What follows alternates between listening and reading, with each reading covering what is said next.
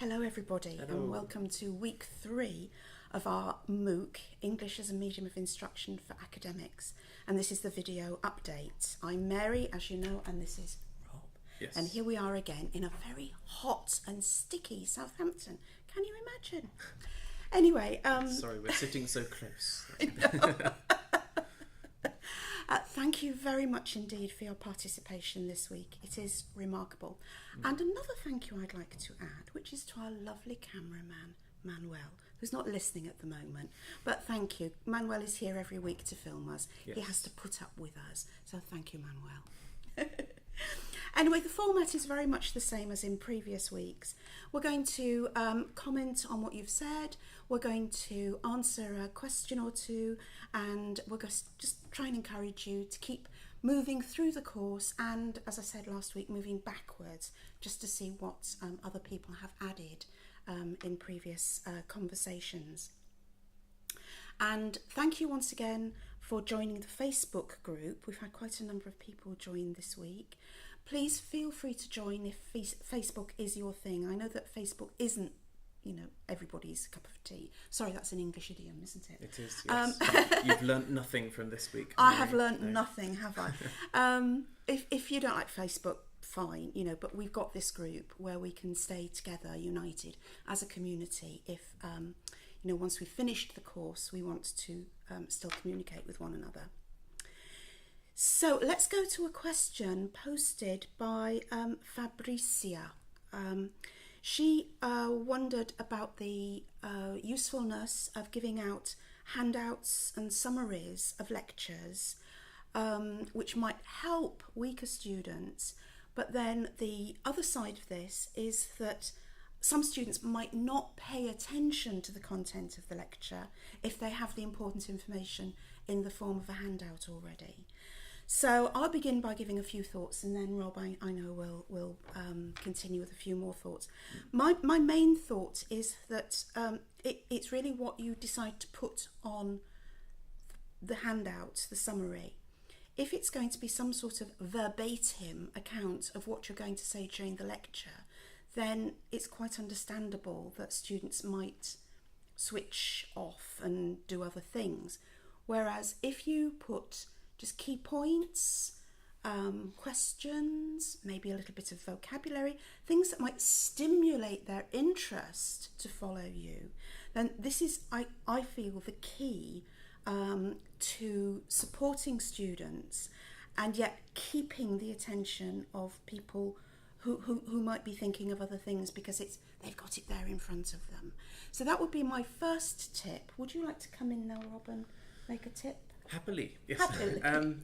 Yes, so absolutely. I think somebody came up with a very interesting comment, or a couple of people did, in the effective lecture communication when we were looking at slides and also how you use your voice and other elements. And I think it's really important that you don't overload too many senses at the same time. If people are primarily listening to you, you want them to be focusing on your voice and something very subtle that aids your voice, and not focusing on reading or something at the same time. So absolutely, Fabricia is right that you can take people's attention away by putting something in their hand. I've tried to use interactive handouts. So something that gives a summary of the key points that I'm trying to get across, but that has spaces on it for students to make notes, yes, or to perhaps do something with the information. So at some point I'll get them to discuss and decide, okay, put this information in order of something useful in your life, or something that's relevant for your generation and perhaps different for another generation. Obviously that depends on your topic. But I think that's a really good way, because all your materials should really interact with what you're trying to do. So I try to, if I'm going to give a handout, it can be really, really useful to have a space on the handout, which is right now you're talking to your partner and making notes. Now you're listening to me. Now you're trying to make notes on what the handout says. So not giving the whole explanation in the handout, but making the handout like helping the structure, helping the organization of information. So I think it's a really good question, and I think all materials, And thank you for all the comments, because people have been brilliant at emphasising context and goal, because different disciplines and different learning goals have different ways of achieving things. But yeah, I think I'd always plan materials that match what I want to achieve. So Yes. matching the learning outcomes. Yes, I think, yes, yeah. This actually leads us into a section in week 3 where we talked about large classes, and I think Alessandro gets the prize for having the largest class because he talks of 370 to 380 students in his class. I've never had as many as that, have you? No. I don't think so. Anyway. And also Kevin, who also has very large classes. And what's interesting about their responses is that they use technology to help them. And I think it illustrates the point that technology can be a problem. New technology comes along and perhaps causes issues in the classroom. So you've got an enormous lecture theatre full of students, and you don't know when they're looking at their laptop or their tablet or the smartphone whether they're actually looking up references or looking at your slides if you've posted them online, or doing something that is actually linked to the content of the lecture, or whether they're doing something completely different. And Alessandro and Kevin, I won't repeat everything that they say in their posts. I'd like you to go back and read them. And I think I did pin them, did I not? I think I did. Anyway, they talk about various technologies that they use to promote interactivity and to keep the attention of everybody. And so I think you would gain a lot by reading what they say, and perhaps they would have more information to give us on this subject. But it is interesting how technology evolves. We find problems, but then technology comes along that helps us to solve the problems that we have. So that was a very, very interesting section. I wonder what you'd like to pick out as one of your highlights of the week. Well, one of my highlights was as well as Suzanne's comment that you don't want to sound like you swallowed a dictionary for breakfast. Yes. I thought that was a good comment. Yeah. But I think that highlights one of the or some of the realizations people have been having, because we've been focusing on language not to tell people what to do or how they should speak exactly, but I think it's really helped people to notice what they do, or to notice perhaps what other people, or how other people have communicated with them when they've had their education. And I think it's interesting, people have mentioned fronting, like ways of being clear and putting the key topic or the key information in the sentence at the beginning of the sentence to help the listener understand. And that seems to have I want to say made a light bulb come on, but that's idiomatic. Yes, like my cup of tea. Yes, but yeah, it seems to have found its relevance in lots of people's experience, and something that's quite useful. And so I think there are lots of habits, and I wanted to make the point that lots of people know about communication, but they're not very good at it. Lots of people don't know anything about communication, but they're naturally very good communicators because they're able to integrate their experiences, and they have the personalities and qualities that allow them to communicate well. So I think what people are starting to do is to notice aspect of communication, but then we have to apply and we have to reflect on how well we can achieve certain goals. And I think the best thing to do is to go into the classroom, try communicating, and then come back and maybe reflect on how well you achieved or didn't achieve your aims, because it is a long road and we still work on our communication, as you can hear here, as I hear. Yes. So we're not perfect, but claim to know a lot about good communication. So We do. Yes. So again, the best thing to do is to get into that habit, especially within a community, of highlighting certain aspects of communication and then reflecting on it, to look at the consequences across different contexts. So thank you very much. Very interesting discussions there. Very, very interesting. If you feel comfortable, why not have a colleague come in and observe your session, and you've got something to discuss afterwards.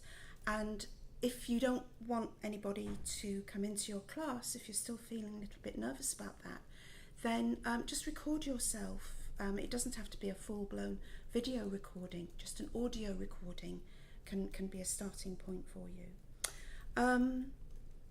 Following on actually from what we've just been saying, it was really interesting to see the comments that you made about the two lectures that were in contrast with one another. There was the bad lecture and then the excellent lecture given by Stephanie about pirates. And yes, replying to Simon, Adam in the first lecture was acting. I can assure you that he is a very good actor and would never ever have behaved like that in a normal situation. But now he's famous around the world for being the worst lecturer in the world. So that's sad, good. Isn't it? Yeah. But illustrating Rob's point, we can comment. We know intellectually what to do and what is good communication and what is not such effective communication. We know it. Between us, we've got it all. It's just then taking on board all of those things and trying to put all of that into practice in a real live situation. And that's the tough bit. And with that, it's getting the confidence to believe in your abilities and to move to a situation where you really feel that you own the lecture theatre and you really can be in control, to a certain extent anyway, of what's going on there. Would you like to raise any other highlights of the week then? I have two very brief highlights. Okay. Number one, thank you very much for the Shutterstock activity. Some people found some really good examples of ways that you could improve lecture slides that you found, or good examples of lecture slides that would work for your context, and people have explained that very well. So thank you for that, and apologies to people in Russia who've had some trouble accessing Shutterstock. I said, maybe you can escape your homework for that one step, but double your homework for the next one. So yes, thank you very much for that. That was really interesting. The other thing just that I found interesting in the comments was the focus lots of people have had on sort of parts of communication like phrases, words, signposting, so almost like the forms of communication that people use. And other people have been focusing on the feeling, the sentiment, and the emotions that you feel you have or that you recognise in other people that you see.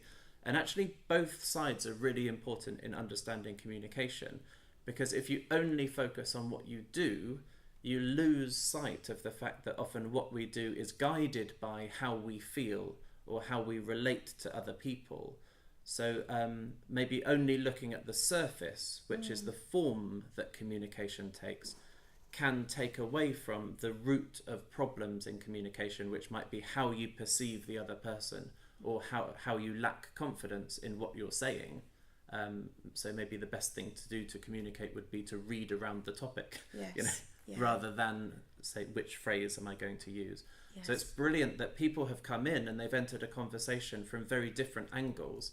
And that's been brilliant, especially the topic of the good lecture. Yes, some of the phrases that people use when they're indicating the different phases of a lecture. But most people commented on how relaxing, confident and calming she was as a presence in the room. That's right, yes. Which is something you can't always say how this is achieved, but you just get a feeling, this is the kind of teacher I want to be. She communicates a love for her subject, which goes beyond the language forms. So I thought that was wonderful to bring that together. And it's good to reflect on both sides. Yes. Yeah. So thank you. I am done. And you are done. Okay. That is one of the reasons why in this MOOC we haven't presented long lists of items of language. We could do that, but we actually think there's, as Rob so ably said, another side to communication, which is to do with the emotions and feelings and confidence. And this is just as important. Rob and I are both passionate about our subject, and we do hope that that's coming through to you via these recordings each week. And one thing I would particularly like to hear from you about is this notion of confidence. One of the questions that we had when we were thinking about making this MOOC was, how do you enable people to become more confident? How do you transmit this feeling through a MOOC? How do you do that? So I'd be delighted to hear from anybody who has got comments about how their confidence might have grown during this this experience. There was a lovely quote from Zobi Fatima. Once again, I present my excuses for the pronunciation of your name. But this participant explained that confidence had grown, and they felt such a lot better. So I'd love to have some feedback from you about your confidence and what more we can do to help you to grow in confidence. Or even other things like outside of a course like this, but what helped you at some point to gain confidence that perhaps other people would like to hear about as well. Absolutely. Yeah. It's all part of the package, if you like, that we're addressing. One further just information point. I spoke about an article which you couldn't access. I have now got a link to that to that article, and we'll put that up as soon as possible. It was from Ragnhild Losland, who was talking about EMI and the situation in Norway, and I will do that very, very soon for you. Okay. Perhaps we should mention next week, which will be live, I understand. Yes. On Friday? Yes. On Friday? Next week at... We look at Manuel the cameraman. Manuel the for cameraman. Confirmation. But yeah. Yes. Is it 2:00 next week? We will post information for you and tell you. But it will be a live session. Live. Yes. And you can take part in the conversation. It's going to be great. Questions. Yeah. It's exciting. Yeah, it's absolutely exciting to be live. You can put questions, actually on the place in the MOOC where the questions go. I can't think of the word. Or you can put them on Twitter. Remember, it's hashtag Flemmy, hashtag FLEMI. All right. So we look forward to talking to you next week live from Southampton. All right. Okay. Yes, and thank you very much. Thank Your you. participation is much appreciated. And Thank you. Thank you. See you next week. Okay, bye-bye. Bye-bye.